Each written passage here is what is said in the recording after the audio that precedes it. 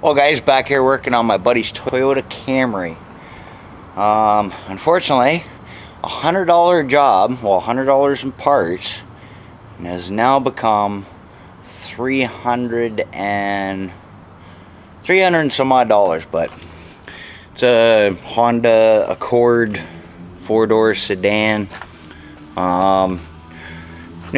Putting new rotors and pads, but sorry, problem, you'll notice I sent the actual caliper out. Oops, sorry. Yep, the calipers were done. Both sides were solid. As you can tell, this is from me, this little mark, but yep, rivet showing. Rotor ground down. But yeah, he definitely waited too long. Told him a while back, should be checking your brakes. But instead of just $100 in parts for 2 rotors and pads, now he's into it for another 200. Yeah, because I did the other side. I got couldn't compress the piston in the caliper. It was seized. So went and got a new one. Got him a really good deal on it, 90 bucks. Could have got it for 70, but it is a Saturday. Could have got it for 70 at the Rebuilders. But yeah, my buddies at the auto parts store around here gave me a deal. Said, okay, well, we'll give it to you for 90. I was like, awesome. So I tried to help my buddy out because he's not a rich man like all of us.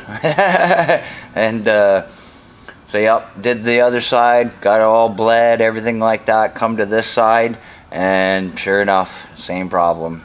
Absolutely piston seized. Tried everything, releasing the bleeder screw, everything, cranking it. And I'm actually using not a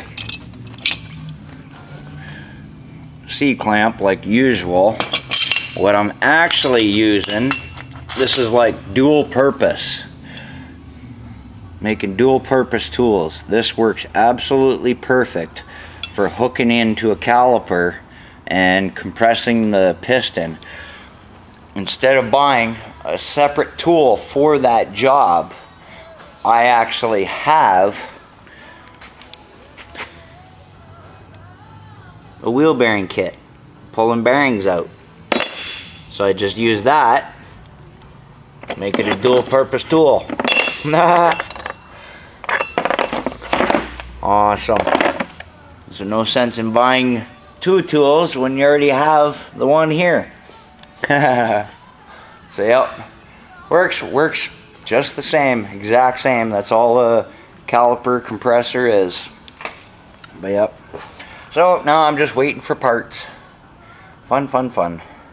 An hour job turned out to be 3 hours. Oh, I gotta get this.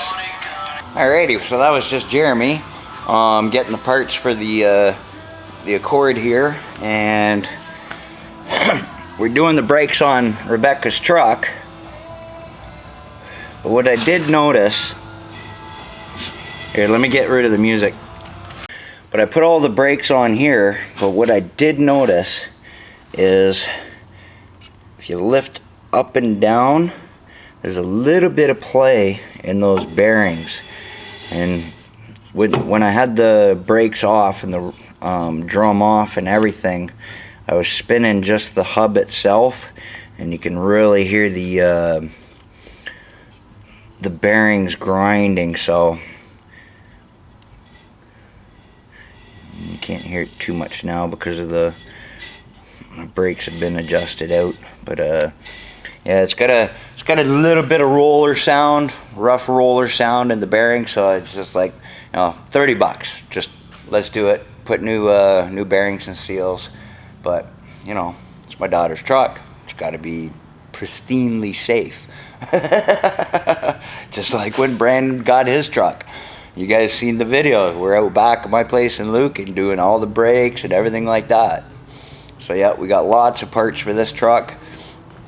That strut actually goes to her bug.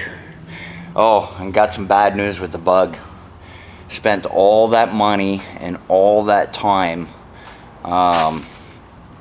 putting everything new on the bug, and there it sits. Oh, wait till the camera picks her up. And there it sits. It still runs, but barely. But I gotta pull the motor out. Blew up the turbo on it. The turbo actually blew chunks into cylinder 1. Haven't tested any of the other cylinders, but I only got 100 pounds per square inch on number 1. So I gotta find me a turbo. Okay, guys, we got all the brakes together.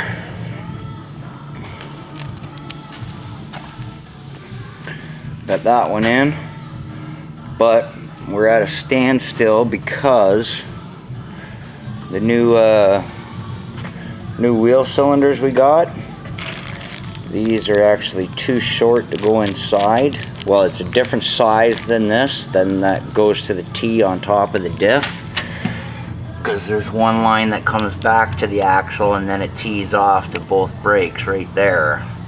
So the T takes this size, but the wheel cylinder takes this size, and we don't have the adapter. This is an adapter to go from the small size to the fatter size. It's both 3/16 lines, but the nut or the bolt or whatever is actually thicker, as you can tell.